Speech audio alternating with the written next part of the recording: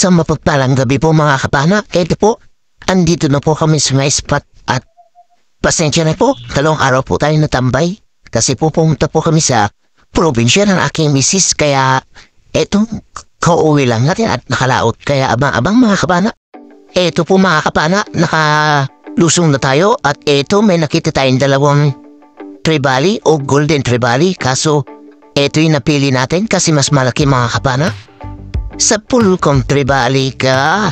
Thank you Lord. Duyaw at alakito kung tawagin sa aming mga kapana. Nakuha natin, benamano natin ay isdam talakito. Ang isdam masarap sa sinigang. At dito naman mga kapana ay nakapana ulit tayo ng golden tribali. Mas malaki, mga higit 1 kilo na ito. Kaso hindi natin nakuha ng video mga kapana, pasensya na po. Sobrang pilap kasi kaya pinana na lang natin, hindi na natin inopen yung camera. At sumunod po na nakita natin mga kapana ay isang bayam. Medyo good size na. Sa pulkang bayam ka. Mga higit 1 kilo na rin ito mga kapana. Thank you Lord. At nakuha natin, pandadagdag natin ito sa pambebenta. 220 per kilo na rin ito at ito yung isdang masarap sa inihaw o sinigang. Dito mga kapana ay nakakita tayo ng mag-asawang diamond tribali at ito yung inuwa natin pinana. Sa pulkong diamond tribali ka. Thank you Lord. At nakuha natin ayuyuki sa mga kapana na sa bandang harapan. Kaya agad tayo nag-reload para mapana ulit siya. Ayan, tinusok muna natin yung isa kasi hindi siya sumagad at ito, pinana ulit natin yung isa. Salamat, nakuha natin silang dalawa. Mga kalahating kilo na rin yung isa nito mga kapana, kaya goods na pambenta.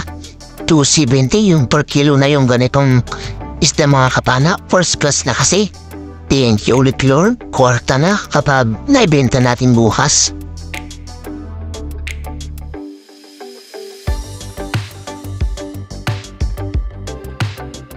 Dito sana mga kapana ay nakakita tayo ng malaking luba. At eto ang nangyari, pinana natin kaso hindi natin tinamaan. Kaya eto, kumari pa siya ng langoy mga kapana kaya agad natin hinabol. At eto nung pagkapana natin, hindi pa tumagos ang ating chef. Kaya ayun, nakawala ulit mga kapana. Tinignan natin dito sa kabilang butas at iniikot. At eto yung bumuhat sa ating mga kapana. Nakakita tayo ng mas malaking luba, mag-asawa pa. Ayan, yung luba na isa mga kapana, nasa may butas at yung asawa niya ay nasa ilalim niya.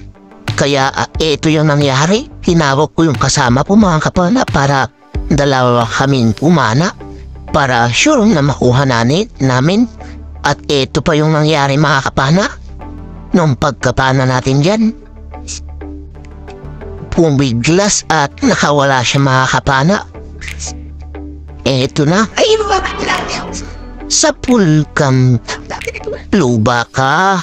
Ayan, napana natin mga kapana. Pero nakawala siya dyan mga kapana.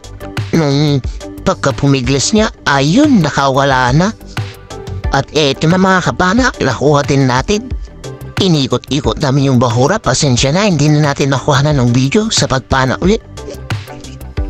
At salamat na lang sa Panginoon at nakuha pa natin mga kapana ang malaki-laki na ito. Thank you Lord. Sa kabilang bahura mga kapana ay nakakita ulit tayo ng luba at napana na. Ito siya mga kapana. Pasensya na, hindi ulit natin nakuha na ng video sa pagpana. Kasi sobrang ilap na naman niya. Lalim masyado yung butas niya kaya hindi natin nakuha na ng video. Pasensya ulit mga kapana. Ito, nakakuha ulit tayo. Thank you Lord. Hanap ulit tayo ng mapapana. At dito mga kapana ay isang barakuda ang ating nakita. Sa pulkang barakuda ka. Thank you Lord. At tinamaan natin sa katawan niya. At hindi siya nakawala. Medyo malaki na rin kasi ito mga kapana. Higit 1 kilo na. Thank you ulit Lord. Pandadagdag natin ito sa pambebentang sari-sari. 220 yung per kilo na dito mga kapana. Thank you ulit Lord. At sa wakas mga kapana, dito ay nakapana naman tayo ng mamahaling lobster or bamboo lobster. Green Audam kung tawagin naman dito sa amin. Malaki na ito mga kapana. Ayun, tinamaan natin mga kapana. Thank you Lord. Nasa 500 to 700 na yung per kilo nito dito sa amin ito mga kapana. Thank you Lord. Malaking ko. Biyaya nito, porta linaw. Nasa kalahating kilo na rin siguro ito mga kapana. Hanap ulit tayo, baka may kasamaan pa yung lobster. At eto, lobster na mga kapana, pero yung lobster na hindi gaano lumalaki. Ayun, tinamahan natin mga kapana. Thank you Lord, mga 2 fingers na ito. Pwede na pang ulam. At hindi rin gaano lumalaki mga kapana. At eto, isang upa pa naman na atin nakita dito mga kapana. Good size kulit, pang ulam, kaya ayun, dinakma natin. Thank you Lord, at nakuha natin mga kapana. Paborito kasi ito ng bunso ko na pang-ulam mga kapana, lalo na yung sabaw. Thank you Lord, may pang-ulam na tayong first class at masarap pa. Hanap ulit tayo mga kapana. Eto naman ko pa ulit mga kapana, pang-ulam pa ulit. Dahan-dahanin natin sa pagdakma. Huli ka, ayan na huli natin mga kapana. Thank you ulit Lord. Masarap na naman ang pang-ulam ng bunso ko. At dito mga kapana ay isang alimango ang ating nakita. Ayun, nahuli natin. At ito na rin pala yung huli natin nakuha mga kapana at umahon na tayo kasi uuwi na tayo. Lumalakas kasi yung hangin kaya umuwi na lang tayo mga kapana kasi baka maabutan pa tayo ng malakas na tribunada kung tawagin dito sa amin. Kaya abang-abang sa bahay mga kapana. 1 hour later. Good morning po mga kapana. Ito na po pala yung mga nakuha natin kagabi. Ayan yung mga talakitop natin mga kapana at saka yung mga luba natin. Ayan, 3 piraso pala yung luba natin dyan mga kapana. Hindi rin natin nakuha na ng video sa pagpana yung isa kasi nalubat na yung ating kamera dyan. Ayan yung pinakamalaki natin mga kapana. Thank you Lord sa biyaya ngayong gabi. At eto, kikiluhin na natin mga kapana.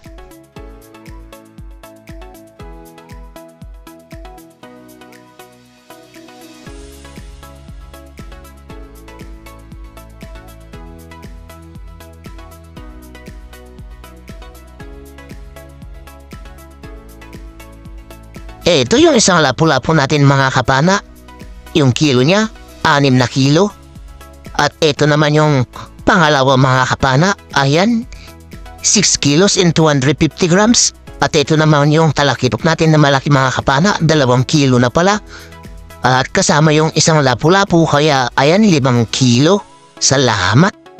Good morning po mga kapana. Ito na po pala yung mga nakuha natin kagabi. Yung lobster natin ay 0.6.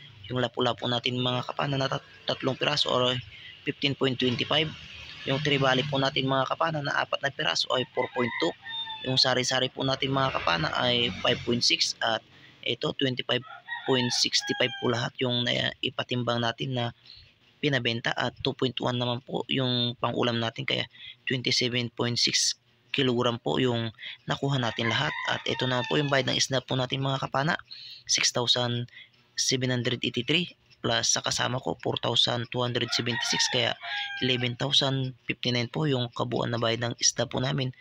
Bawas po 800 na gasolina kaya 10,259 na lang po yung natira. Pinag-apat po kaya 2,564 po yung bawat isa. At ayan, malaking tulong na po yun mga kapanas pang araw-araw po na gastusin namin lalo na po ngayon at New Year na po. At ayan, may pambili na po ng handa sa New Year. At hanggang dito na lang po muna yung video natin mga kapana. Sa susunod na video na lang po tayo mag-shoutout para may upload po natin to agad. 2 araw po kasi po tayong walang upload. Gawa po ng umuwi po kami sa probinsya ng asawa ko. Kaya ayan, hindi po tayo nakalaot. At ngayon lang, kagabi lang po tayo nakalaot. Kaya ito, i-upload po natin agad para may mapanood naman po kayo. At ayun, ingat-ingat po tayo lagi mga kapana. Salamat po sa suporta nyo lagi. Lalong-lalo na po sa mga hindi po dyan nag-skip ng ads. Shoutout po sa inyong lahat mga kapana. At Happy New Year din po mga kapana sa inyong lahat. At hanggang dito na lang po. Ingat-ingat po tayo lagi mga kapana. At God bless po sa ating lahat. Bye-bye po mga kapana.